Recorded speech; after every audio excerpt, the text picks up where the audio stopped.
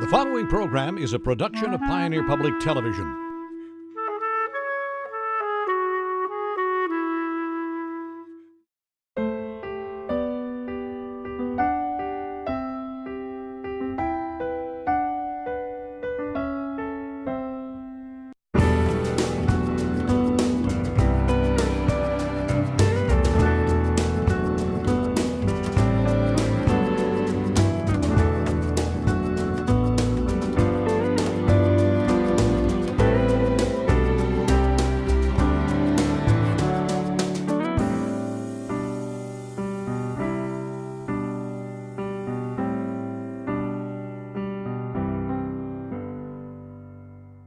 Hello and welcome to Compass. I'm Paul Ramo and I'm sitting in for Jim Thureen today. This week we look at transportation challenges for our region, and to help us understand the latest issues for local roads and bridges, we have two guests with us today. Rick West is the Director of Public Works and County Engineer for Otter Tail County in West Central Minnesota. Thanks for joining us, Rick. Thank you for the opportunity. And we also have Glenn Olson. Glenn is also the Director of Public Works and is the City Engineer for the City of Marshall in southwestern Minnesota. And thanks for joining us, Glenn. You're welcome. Yeah, Thank nice you. to have both of you here today. Thank you. Well, both of you have drove to the studios on nice county and state roads, and as an engineer, what goes through your mind when you're driving on county and state roads? Unlike myself, I don't give it a thought, but as engineers, you're probably thinking, oh, this road needs fixing. Where's the funding going to come from this? How'd you drive to the studios go?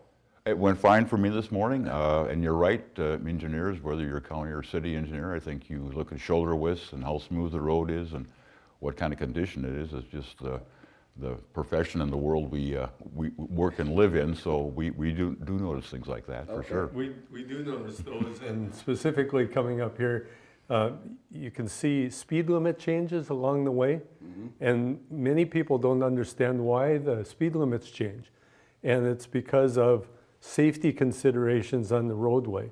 Where you have steeper inslopes and no shoulders, the speed limit is going to be decreased. But then when the roadway widens out and you have a shoulder on both sides, the speed limit increases. Yep. We're looking at safety things always, the intersections with township roads and county roads along it. So Right. we're always watching. Okay. Yeah, I just wanted to get an engineer's perspective on that, because I don't give it a thought when I'm driving down the road. Anyway, Rick, let's begin with you. Otter Tail County is one of the largest counties in our region, and so I'm sure you have a larger road network than most counties. What are you seeing as the biggest challenge for county road management in Otter Tail County? I think today in Otter Tail County, we do have a large system. We have 1,070 miles of paved highway, county highway in our county. Challenges today is looking at our pavement conditions, our road conditions, as far as ride quality condition, load capacities, all of those things, versus the resources that we have available to manage that system and to maintain the system in a condition acceptable to the public. That's a huge challenge. We just completed a long-range transportation plan, first one ever in Otter Tail County, where we developed it over 3 years with citizen input. Okay. And really it was a great effort, well worth doing, but it really illustrated to us that we have some challenges ahead of us with the funding versus the condition that the public would like to see our transportation system in. Okay. That's I think the largest challenge today for Otter Tail County is maintaining a condition of our roadways that is acceptable to the public with resources that we have available. Okay, Glenn, how about you as a city engineer for rural cities like Marshall? What's the biggest issue for road management in the cities? Our issues are almost identical to the counties. There just isn't enough money to go around. And we have discussed in the past several years the split of the funding of the gas tax between cities and counties. And we really do support the existing split of that fund. Okay. However, the pot isn't big enough. That's the issue. It's not the split or how it's divided up. It's the actual dollars amounts. And just for example, the system that we have was set up in the late 1950s. Okay, so most of the people who are listening probably weren't around then. But in the 50s, when the legislature set this up, it was set up for all cities over 5,000 population. Okay.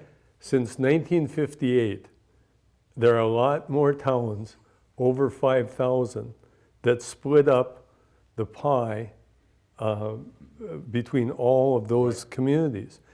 The most recent information that we have is there's $7.5 billion worth of needs in just those cities and those communities over 5,000. Okay. And in 1958, when the legislature set this up, the allocation to the cities was $20 per every $1,000 of needs. Okay, and that grew through until about the 1980s, when that allocation was a little bit over $60 per $1,000 worth of needs in the communities. And in 2017, last year, that number shrank to $11.70 per $1,000 in needs, the lowest it's been in history. Okay, so we also want to say that, you know, there's a lot of competing needs. If you go to the legislature today, I can't imagine how many wants there are. Yeah. And we're part of that, and we're trying to get some extra allocations. Most recently, we talked about the sales tax on parts being dedicated to the street fund. Well, right now, they are allocated there, but it's not a constitutional thing, and that's one thing that's going on now, to make sure that that's a reliable, every year thing that we can count on. But the big need that there is, divided by the number of miles, in the cities is about $2 million a mile. Oh, wow. Okay? $2 million a mile. For reconstruction. For reconstruction Okay. in the cities. It's probably about About $1 million a mile on the county highway to rebuild a mile of county highway in round numbers. And the reason for that, of course, is there's curb and gutter, and there's additional street things, ADA things that have to be accommodated in the cities. But that's a lot of cost per mile in the cities. And for us, just for the city of Marshall, we've probably got about 80 miles of streets in the city. So that's 80 times $2 million. Dollars. So the need is great, and that's the thing that we're trying to make people understand, is more and more of the cost of that is going to fall on the local jurisdictions. Right, right. And I would follow up a little bit with that. In Otter Tail County, we put into place at the beginning of 2016 a local option sales tax for transportation, which generates an additional about $3.5 million annually to put towards roadway work, preservation work, maintenance. And we also put into play in 18 now a $20 per vehicle wheelage tax, which is on top of your normal vehicle registration. That generates about $1.2 million. Okay.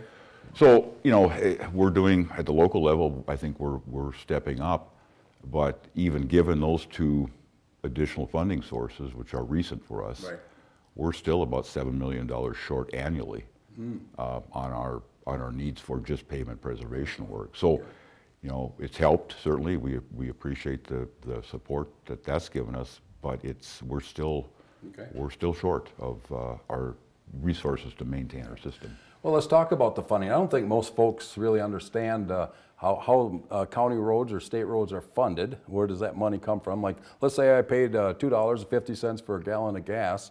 I know the gas tax.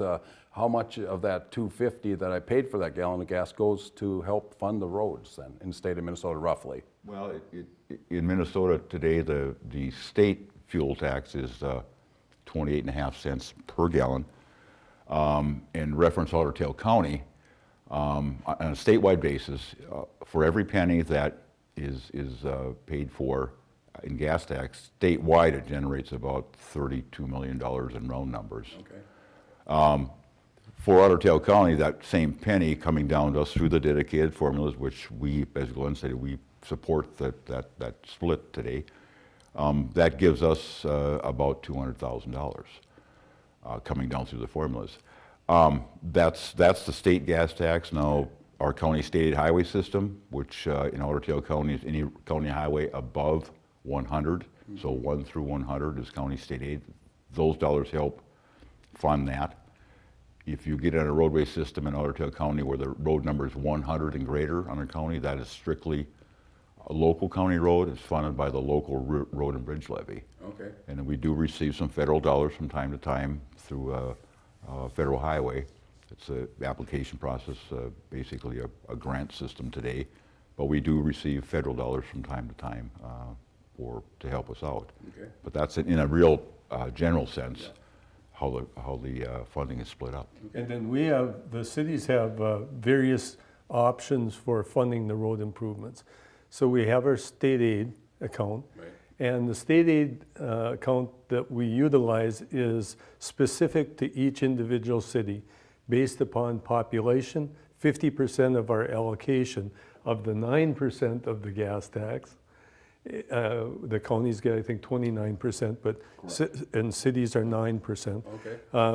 So of that amount, that's allocated to each city, and then we can use that every year, or we can save it for a few years, not very many, but a few, or we can use it in advance of our allocation if in fact you've got needs for it. Okay. Okay, so and we're able through the allocation to borrow ahead up to 5 times our annual allocation. Okay. And Marshall has taken advantage of that almost every year. We're always in the red because we have so many needs that we have to fund that system for Marshall, we're always in the red. But that's not a bad thing. That's a good thing if there's funding available. The other things that we use are special assessments. And special assessments, of course, are typically on the residential side. We have several projects every year where the people are having to pay for the road reconstructions in their neighborhood.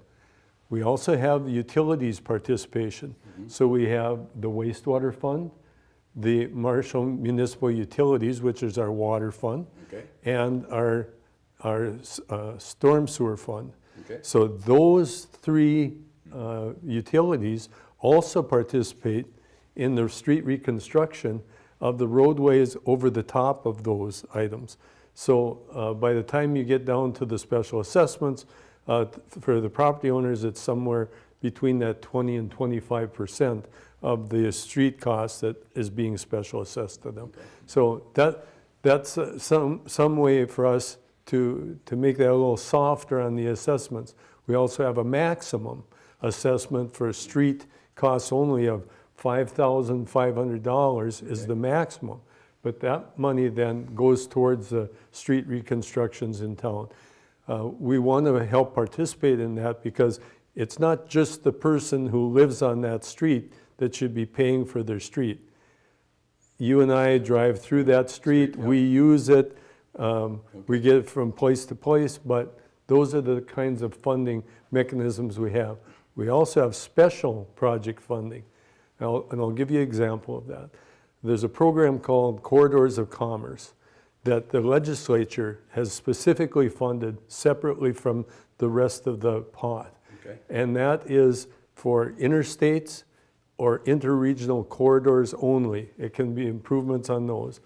And those are safety improvements. If you've got a lot of traffic on them, there's a lot of specific requirements of that funding. Okay, good. And we've been, in the city of Marshall, we're on one of those interregional corridors, Highway 23. Right. And so we have some availability of asking for additional funds, and it has to go through a priority process and scoring procedure statewide. That was $100 million per year for the next 4 years Okay. for outstate Minnesota. And so those are the kinds of things that we specifically get involved with if you have any specific needs. Good. Well, let's change gears a little bit. I did some research. I researched when the roads were being built in Minnesota in the early 1900s. The reason for that was so the farmers could get their produce to market. And so it's changed quite a bit nowadays. So what's the biggest difference? Now we see people driving to work. A lot of people driving to work 30, 40, 60 minutes a day using county roads and stuff. So talk about that a little bit. There has been, I think, a great change in the use of the roadways. I look back at my career and just in the fact of the size, we have a lot of lakes in Otter Tail County, but we also have a lot of agriculture. So the farms have gotten larger. There's more need for weight capacity, particularly in the spring when weight restrictions go on our county highway system. I think that the other large change is that example I would use is a resident of Fergus Falls may have a job in Fargo or Moorhead, and that's a 50-mile commute. They have to be to work at 8 o'clock. They live on a county highway. During the winter months, our plow trucks are on the road at 4 a.m. I would say 30 years ago, we weren't out that early plowing county roads. It's simply a change in the dynamics of where people work, and some have a long commute. So that's a real change, I think, on the county system. Okay. And plus, as I mentioned, the farming operations. There's a need there for weight capacity, wider shoulders. I guess it's all related to safety for the traveling public. But that's one thing I've seen. I think we're a much more mobile society than we were, say, 40 years ago, compared to when the farm was 300 acres, in size, and some of these farming operations have more grain capacity storage on their farms. And I remember the local elevators I had when I was growing up. So it's changed a lot in that respect. Has city streets changed very much? They certainly have. Number one is when the truck meets the city limits, there shouldn't be a change of design of the roadway. So for instance, if we had an 80,000 pound limit on our streets, but the county had a 100,000 pound allowance on theirs, they're not going to unload 20,000 pounds at the city limits. No, they aren't. They are not. And so what we do is all of our roadways, other than the purely residential streets, are now designed to 10-ton loads. Okay.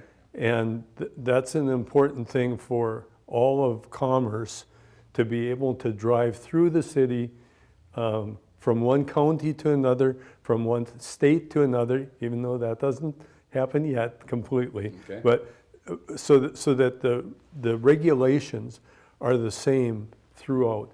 And once you say that, that's easy to say, but then to accommodate that on your road system, whether that's your 10-ton roads or it's your bridges. Just imagine the bridges that we have thousands of township bridges, and how some of the roads are being closed just due to capacity of those culverts or bridges. There's been some real drastic failures of bridges that haven't accommodated the heavy loads. And we did talk about earlier about the differences of the farms and the equipment that they've got. When I was back at home on the farm, there was not a semi owned by any farmer in our area, not a one. Yep. Now, I don't know if there's one that doesn't have one. Right. So that's a big Changes the change. dynamics. Yeah. Yeah, it does. And safety too, there's been a lot of safety changes in the cities, a lot of ADA provisions that we have to accommodate, and we want to accommodate, but it's expensive and it adds, we've had to actually eliminate some. Okay. Let's talk about the future of road materials. Some county roads are asphalt and some are concrete, you were saying earlier, Rick? Yes. So will we ever have to drive over a pothole anymore in the future? Well, I suspect there'll be a few potholes in the future. Okay. You know, you talk about the potholes and quality of roadways. I think if we all, when we're rebuilding and resurfacing, we design to 10 tons when we're resurfacing a roadway, so we bring that weight capacity up. Also, quality construction and quality materials are key. I mean, I think over the years I've been in this profession, which is quite some time, if you build a quality roadway, you know, your loads and the weather are what takes life out of a roadway in Minnesota, you know, the winter months and loads. That's what deteriorates the roadway. We just need to be very cognizant of when we build a roadway, we need to do a very good job and good workmanship, good materials. Yeah. That goes a long way. And but on the other hand, roads do wear out. Yeah. And that's kind of I won't say a misconception, but for the public, they think, well, they just resurfaced that road 15 years ago. Well, it was really 25 years ago, because everybody kind of forgets how long. And so they do wear out though over time. I mean, they're designed for certain loadings and a certain over a certain length of time. Example is if that roadway has a lot more truck traffic, that road's going to wear out quicker than the one that doesn't. So You know, it'd be safe to say that most of the roads are used a lot more today than 20, 30 years ago. well, we have in our area we have more traffic than we had, you know, that many years ago, certainly. As far as materials go, there's a constant change, and Minnesota Department of Transportation trying to increase the lifespan of the roadways. They have the test facility up on the interstate. Yep. They do a great job at trying to find different methods to take care of the problem. So over the past few years, there's been a lot of changes, like cold in-place recycling, hot in-place recycling, thin overlays, high quality oils that go into that to both for flexibility to reduce cracking, and reducing cracking reduces potholes and reduces the severity of them. So the materials have really changed over time. And so it's really important for us to keep up with that too, within reason for cost, trying to make sure it's the best. It all comes back to funding and resources available to do the Gotta have the work. money. You got, exactly. It all comes down to that. All right, we only have a few minutes left. Yep. Give us your thoughts on the condition overall of bridges and roads in Minnesota. I think compared to other states, we're pretty fortunate. I think pretty good condition. We are today, when you drive around some other states, and I don't travel a lot, but I've been in some other states. I will go back and reference Otter Tail County. With our transportation plan that we just completed here a couple of years ago, with our increased funding at the local level, we haven't solved our problem. We have slowed the decline. And I think that's an important fact to mention, that we haven't solved the problem of you know, how long we can keep the system together. Okay. We've slowed the decline, and that was the outcome. And so that's important, I think an important takeaway, that there's still a lot of need out there versus resources available. Okay. That would be my statement. For the cities, it's almost identical to what was mentioned for the counties. The things that we need to look at for funding is changing the money that's coming in. Right. And I'll give you an example. We're driving more and more vehicles that are hybrids. So the amount of gallons of gas that we use are going to be less. And so that really does decrease the funding. And so we're going to have to find other alternative sources. We're going to have vehicles that run themselves. Right. It's going to change. It's going to change the way that we operate. All right. Even semis. Yeah. They're having semis that can follow each other. All right. All right, gentlemen. Well, thank you for coming in today. Thank you for the opportunity. I appreciate it. It is a big issue, transportation funding. Yeah, it is. So thank you for your time and very interesting subject. Thanks All right. for having us. Thank you. All right, and thanks to our guests, Rick West of Otter Tail County and Glenn Olson of Marshall. And please join us again next week on Compass for a look at important issues facing our viewing area. Thanks for joining us. Do you have an idea for Compass? Send your suggestions and comments to yourtv@pioneer.org. Have you missed an episode of Compass? Every episode is available to watch free online at video.pioneer.org or on the PBS Video app. And keep up to date with the latest Compass happenings on our Facebook page. Search Compass on Pioneer on Facebook and hit the like button. On the next episode of Compass, have you visited a dentist lately? Well, dentistry is changing. We'll discuss those issues with two dental professionals on the next episode of Compass here on Pioneer Public Television.